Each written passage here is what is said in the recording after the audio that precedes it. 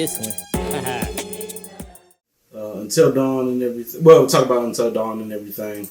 So y'all can see Until Dawn at the moment for Rotten Tomatoes is at 49% for critics. Before it was around the 60s. I think it was like yesterday or the day before yesterday. It dropped heavily from what we can see. When it comes to the critics, the audience score is 69, so they're still going pretty nicely for audiences. But yeah, I was trying to think of where I would place Until Dawn. Me and myself, will probably put it in high 50s, or mid 50s. I'll go mid 50s because it was like it wasn't one of my favorite movies whatsoever coming out as far as horror goes. And I was looking at the some of the critics and stuff. I don't know if some of the critics and stuff is on here though, but I was looking at some of the critics stuff before. I think it was Tuesday and Wednesday. They were talking about, it's a homage to horror and stuff like that. And I was like, I think I know what they're talking about when it comes to it. But I was like, I don't think so. I don't think it's like the biggest homage to horror. But it is what it is. But I don't think it's like a big homage to horror.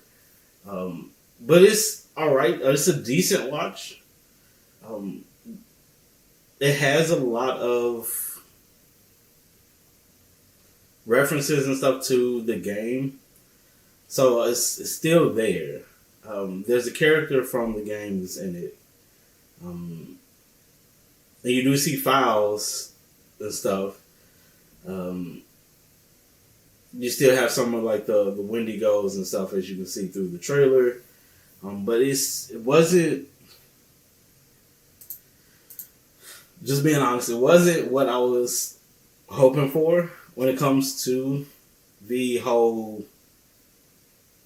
I guess, day repeat type of deal. Yeah, it's totally different than what they were advertising, I kind of feel, when it comes to the day repeating itself. So that's something, I'm trying not to spoil it too much, but I was like, it's something to look out for with it. When it comes to expectations, it's not like exactly what they were advertising in the trailers. But we're also going to check out the trailer and stuff for it. We're going to do some discussions, so. Wait, I can't. Up the road, there's a place stuck in time. Now this is a whole place stuck in time type of deal. I was like, I don't know. I don't know about it too much as far as just because they're advertising it in a certain way that made me think the movie was going to be a certain way, but it's not exactly what I was thinking was going to happen when it comes to the whole time repeating itself deal, which they do kind of bring up in the movie as well. They kind of play off into it, and they do seem like they're aware of what they're doing. But yeah, it is kind of interesting how they were trying to go about it, because I was like, I understand what they're trying to do. Just I don't think they played it off well.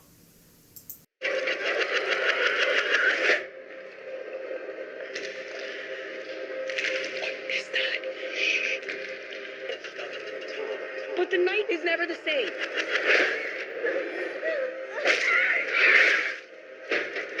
We're here again. See, like, the way they advertised it, it makes me think, oh, they're going to be, I don't know. It's like, I don't want to spoil it, but that's the thing that you think of is like, okay, they're going to just repeat the day, everything's going to change, there's going to be a new monster and stuff that's going to be coming after them, stuff like that. They kind of rush through the days as well, which I didn't too much like.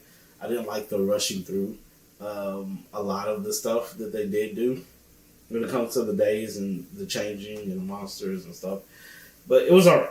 It was alright. It wasn't perfect, but it was alright. Definitely was alright. Stuck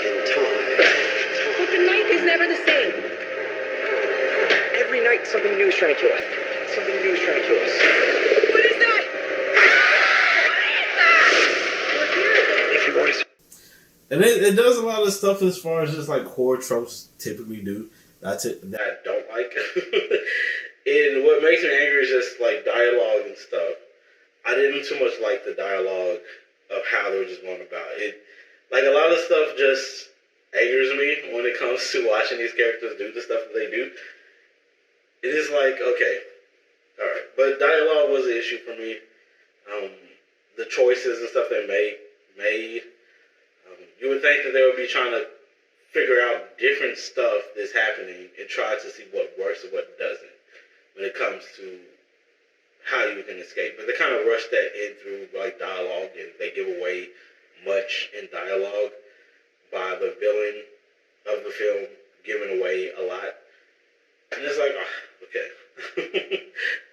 I kind of feel like if you seen 13 Ghosts, I kind of feel like it was in that case we didn't get to see everything that we wish we could have seen when it comes to the movie. And it's in the same thing as this for me. We didn't get to see as much as I wish we could have seen. Because I was wanting to see more of what was going to take them out. They rushed through a whole bunch of stuff. So it's kind of like 13 Ghosts for me when it just rushed through all the ghosts. It didn't really showcase all the ghosts well enough to make you love the ghosts, as much as you would like to. Like, my favorite ghost was the Jekyll. But they showcased the Jekyll enough to make me like the Jekyll from 13 Ghosts. When it comes to this Until Dawn, I couldn't find any monster characters that I really did like because they rushed through everything. That's, it's understandable to just try to get through the movie. I understand that. But, yeah, that was disappointing.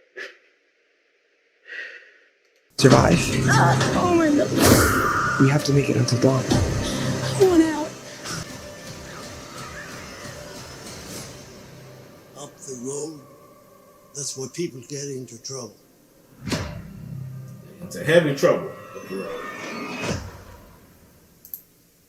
But yeah, it was a fine movie though. I was like, it's fine to go watch. It wasn't like off-putting because there's some movies that I feel like is off-putting. It's like so horrible. It's off-putting. This wasn't that for me. I was like, it was a decent watch, but understandably so why they called it Until Dawn is just because of some of the references. They went to saying Until Dawn real quick in the movie. Like, once they figure out, like, some stuff, I was like, okay, we got the movie title. It's like, but, yeah. It was fine. It was fine. I'm trying to, like, not bash it too much. Because I was like, it wasn't horrible to watch.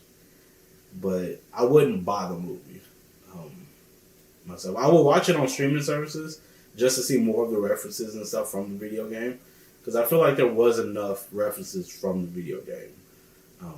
It's just like the Wendigos wasn't Wendigoing as much as I would like them to be Wendigoing. So I played the game Until Dawn. I was frightened by the Wendigos. Like, when you get to that point in the game, I was holding my breath when it comes to those scenes and stuff. But you get immersed in the games.